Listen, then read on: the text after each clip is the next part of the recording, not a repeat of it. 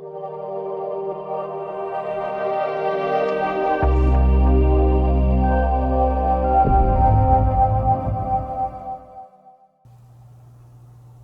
there YouTube, thanks so much for tuning in here again on the channel. This is Son of Liberty. So today's video, I'm going to be sharing with you guys my experience over the past 10 years of setting up a battle belt. So hopefully there'll be some information in here beneficial to you, whether that you are new to the industry or you're a seasoned veteran. Stay tuned, guys. So there are as many battle belt manufacturers out there as there are life insurance policies. Actually, I don't know what the number is, but I know that it's a lot.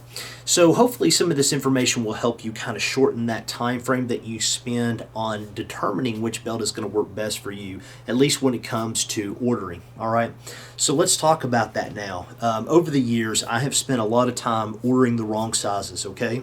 Now, even though that they have the size charts available on their website, at least some companies do, sometimes it's still not enough, okay? And what type of gear that you're going to run, and depending on what kind of belt that you order, is going to affect what size of inner belt that you're going to need to order, okay? So generally, for the most part, most people will order such as a medium outer belt and a large inner belt, okay? Your inner belt is always going to be larger than your outer belt, at least from all of my experience, okay? But sometimes you will need to even go up 2 steps on an inner belt. So you order a large outer belt, now you need to order a 2XL inner belt, okay? So let's talk about that real quick. This is one of the belts that I have tried recently. Nothing bad about this belt, it's just not my particular flavor, but I thought this would be a great opportunity to share this information with you. This is a much more rigid style of belt, okay? This is the inner belt, okay? So what you do is you actually, instead of wearing your standard EDC belt, you actually wear this one. Now you can actually carry with this a gun and you know, magazine, a backup blade, whatever the case may be. But this one feeds through your inner belt, and then this attaches directly on the outside. So it does make it very quick once you get to the range for setup, okay? But this is one to where you would need to run with your shirt always tucked in, all right? And because I run so many EDC type of concealment drills and so forth when I'm at the range, this was just not something that was gonna work for me specifically. But this belt here would be a different size. If I was gonna order this particular battle belt, this particular inner belt would be a different size than if I was ordering a inner belt from T-Rex Arms for my Orion setup. So hopefully this will answer some of those questions. Because this one is going to fit directly against your body, okay, and you are going to feed this through, this one is going to be more close to what your actual hip size or your waist size truly is. This one is going to attach around this belt. So again, it's literally, you're just attaching it essentially just like so, okay? Now, with this particular belt, as you can see, all of your attachment points are generally all going to be fed here and attached on the outside of this outer belt, okay?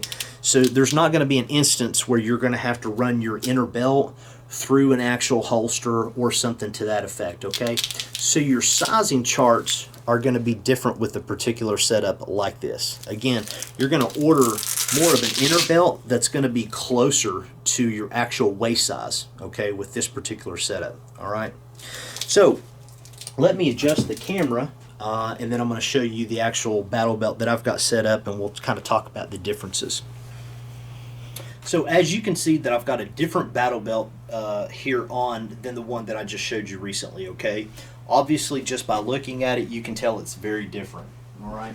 And again, we're actually going to go over this and each item that I've added to it once I take it to the table and kind of lay everything out, which is going to be really the next step of the process once we have the ordering process kind of taken care of. So one of the things that I do first and foremost is when I'm actually ordering a belt, unless I have worked with this company before, is I will always order it with a credit card. I will always order 2 outer belts and 2 inner belts, okay?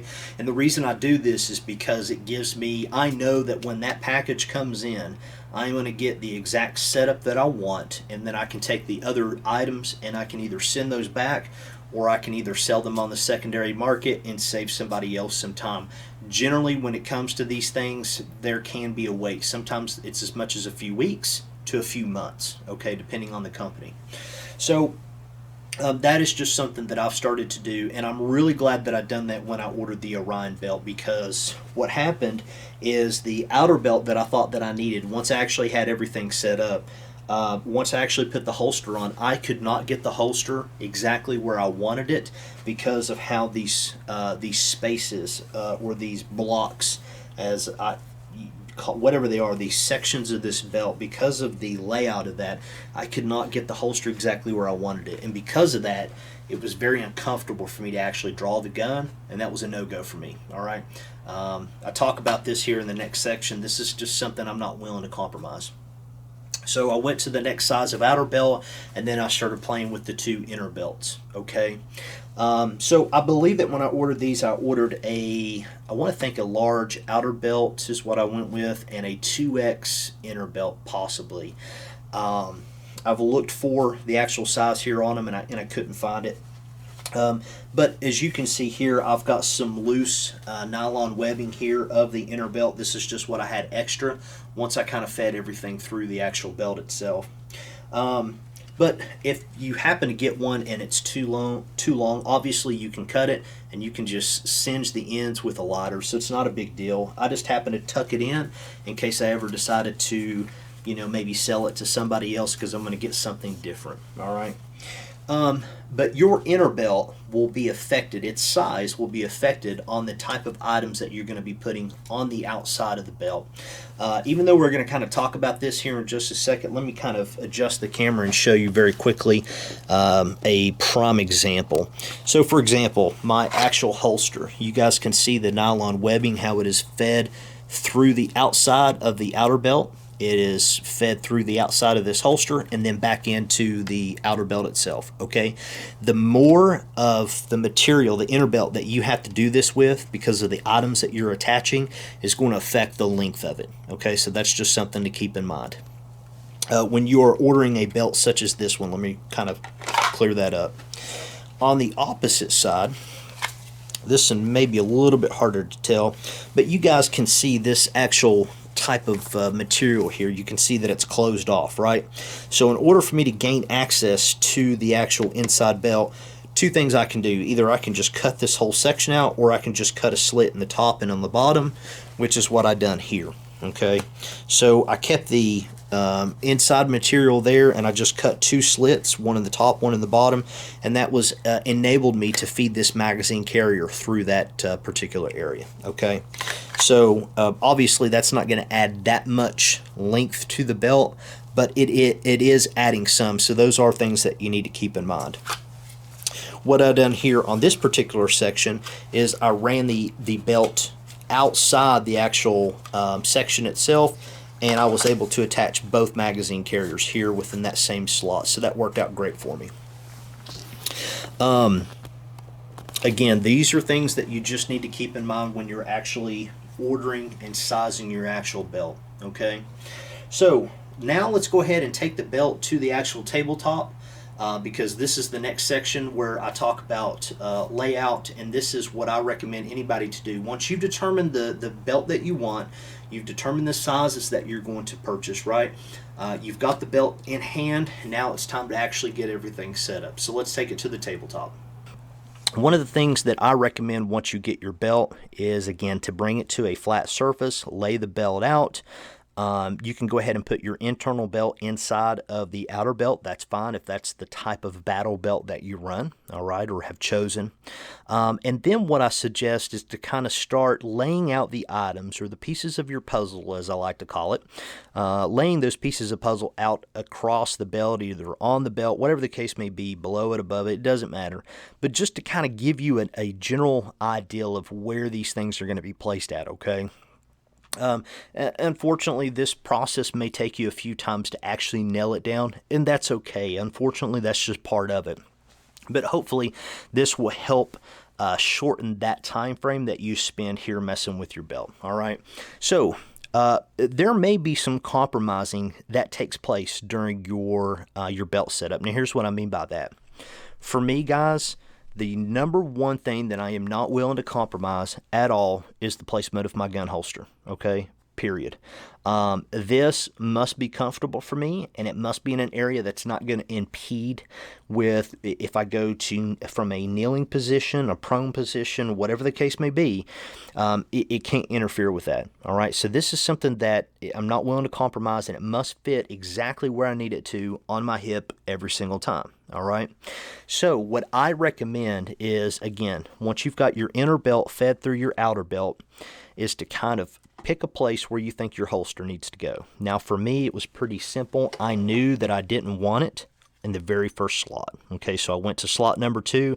I fed the belt through, went ahead and attached it, and I tried it on to make sure that it felt good. Okay, for me, it was a perfect fit, so I knew from that point forward, then I could come back to everything here on the left and kind of systematically work my way across the belt. All right, so the first thing that I've done, and I'll go over some of these items here as well and what they are here in just a moment, but one of the first things that I do is I take the very first magazine carrier that I have, I put that on the belt, and again I put it back on my body, go through the process again. I just want to make sure that it feels comfortable for me, okay?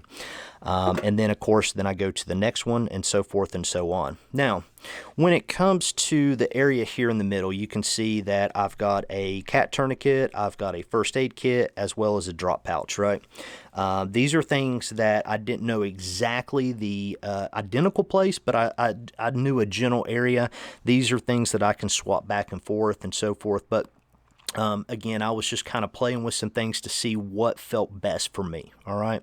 So one of the things that I done is I placed my medical kit first, and then I started playing with the tourniquet placement. Now, for me, it's very important. If you put something on your belt, it needs to function and it needs to work. If not, it's just nothing for it's nothing but show.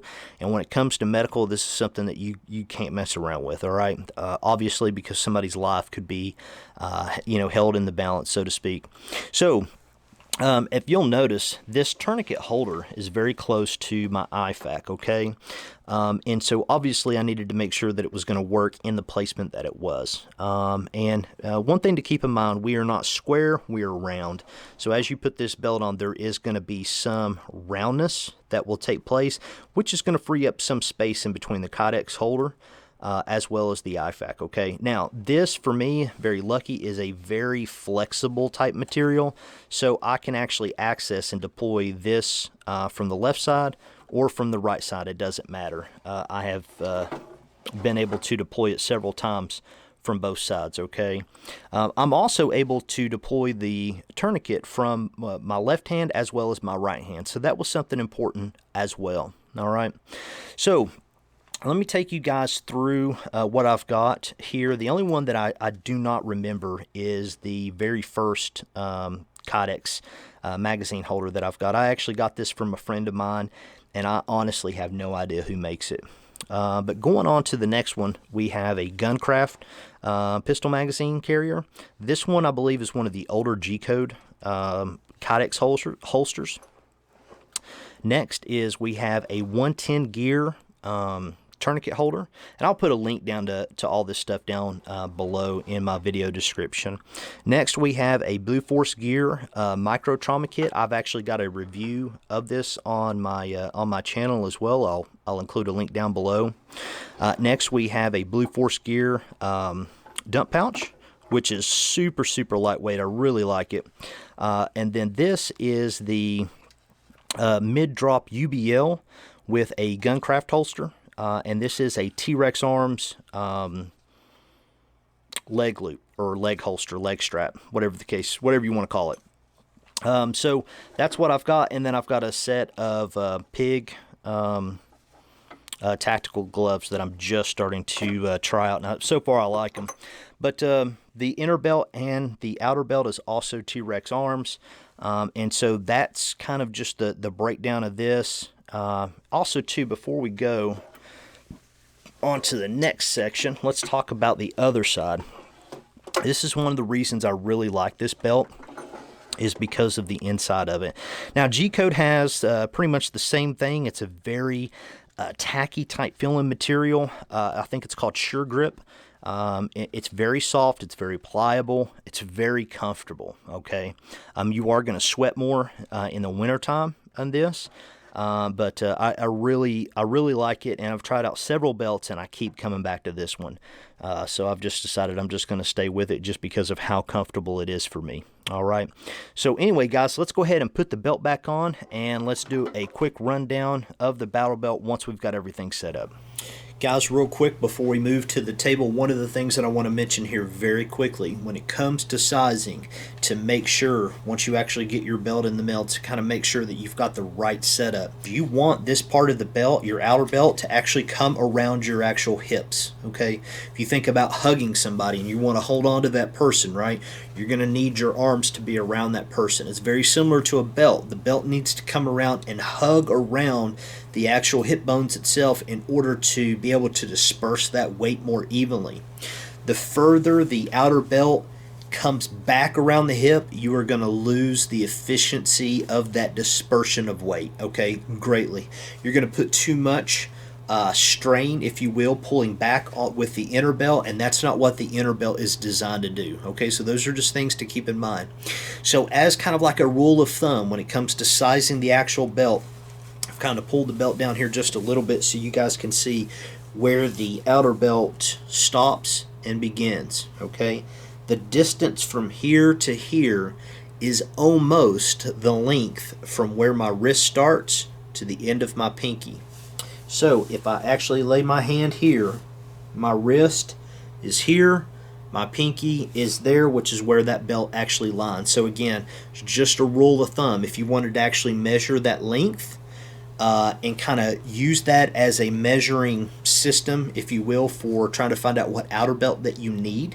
If it has the links actually posted on the website, you can do so. So you can just measure the entire width from here all the way around using like a soft measuring tape for like sewing.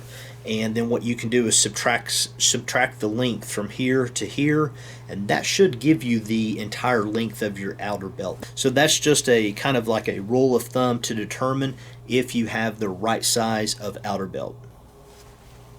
So now that the belt is set up, we have everything kind of laid out how we want it, and hopefully that matches our vision that we kind of had in our mind. And now it's time to put the belt on and kind of put it through its paces. Now it's very important. The more time that you spend on kind of dialing things in here, the more efficient that your time is going to be at the range.